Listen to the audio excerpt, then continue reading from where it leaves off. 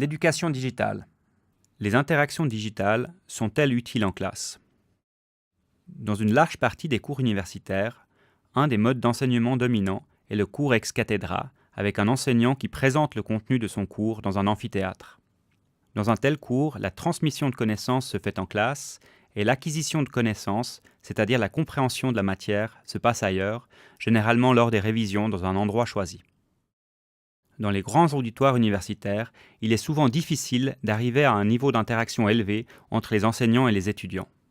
En partie, cela peut être dû à la difficulté que de nombreux étudiants ont d'interagir en public, pour des raisons de timidité ou de manque de confiance en soi. Cela est particulièrement inquiétant car l'interaction est un facteur clé pour l'apprentissage. Pour résoudre ce problème, de nouveaux modes d'enseignement actifs et en profondeur émergent pour aller au-delà des interactions unidirectionnelles classiques des cours ex cathedra. Parmi ces modes d'enseignement actifs, on peut citer la classe inversée, souvent mise en œuvre avec les MOOCs. Dans une classe inversée, c'est la transmission des connaissances qui se fait hors de la classe, typiquement en regardant des vidéos en ligne avant le cours. L'acquisition des connaissances, elle, se fait en classe en favorisant la réflexion et l'interaction entre étudiants.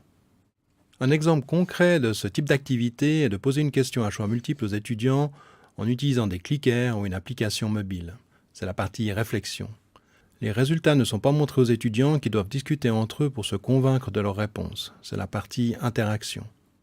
Une des idées de ces interactions est de permettre aux étudiants d'apprendre les uns des autres dans un processus d'apprentissage par les pairs. Il est souvent plus facile d'assimiler la matière quand elle est expliquée par quelqu'un qui est d'un niveau similaire. En classe, le rôle de l'enseignant change, il devient un coach qui facilite les interactions. Un autre exemple pour favoriser l'interaction est l'ajout d'un canal de discussion numérique en classe, comme avec l'application sociale SpeakUp que nous avons conçue à cet effet au sein du campus de l'Université de Lausanne et de l'EPFL. SpeakUp est une application mobile qui permet à une audience de poser des questions de manière anonyme et spontanée et de voter sur les questions et les commentaires. Le caractère anonyme favorise la participation et la composante sociale permet de filtrer les interactions les plus pertinentes. Ce type d'application permet d'augmenter le nombre d'interactions et est perçu positivement par les étudiants. Il permet aussi de nouveaux scénarios pédagogiques très riches. Par exemple, l'enseignant peut poser une question ouverte aux étudiants. Ces derniers y réfléchissent, discutent en petits groupes et postent leurs réponses en ligne. Ils votent également sur les productions des autres étudiants. Ainsi, en très peu de temps, beaucoup d'avis et de points de vue sont partagés et l'enseignant peut ensuite se baser sur ces productions pour entamer une discussion. L'utilisation d'outils qui facilitent l'interaction digitale peut aussi poser certains défis.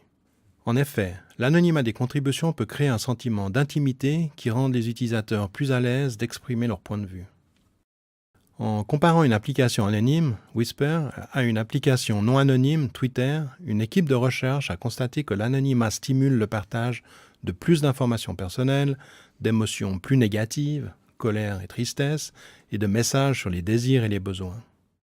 Cette désinhibition, combinée avec la sécurité d'être caché dans la foule, peut malheureusement conduire à des commentaires toxiques qui peuvent être qualifiés de cyberagression ou de cyberintimidation, ce qui semble être un nouveau phénomène. Le fil de discussion Fat People Hate sur Reddit, qui regroupait des discussions haineuses contre les personnes en surpoids, est un exemple emblématique de ces dérives auxquelles on peut arriver. Ce fil de discussion a par la suite été banni par la directrice de Reddit. Parmi les enfants en âge de scolarité, un sondage a rapporté que 75% d'entre eux avaient été victimes de ce genre de comportement au moins une fois au cours de l'année précédente. Pour encourager les comportements prosociaux dans un cadre anonyme, les communautés en ligne devraient élaborer des normes prosociales spécifiques. Des applications comme Reddit, Yodel rappellent aux utilisateurs de respecter leurs chartes avant de poster des messages. D'autres approches consistent à donner des points de réputation aux utilisateurs. En résumé, passer à un apprentissage en profondeur est un défi majeur du système éducatif. Les technologies de la communication facilitent les interactions en classe et peuvent être utilisées pour mettre en œuvre des scénarios pédagogiques innovants qui ont le potentiel de conduire à un apprentissage actif et durable. Néanmoins, les technologies de la communication ne sont pas la panacée. Certaines caractéristiques, comme l'anonymat, qui leur permettent précisément d'augmenter les interactions, peuvent avoir un effet indésirable et amener à des comportements problématiques. Pour s'assurer que les technologies de la communication aient un impact positif, il est indispensable de les intégrer, dès leur conception, dans un scénario pédagogique adéquat.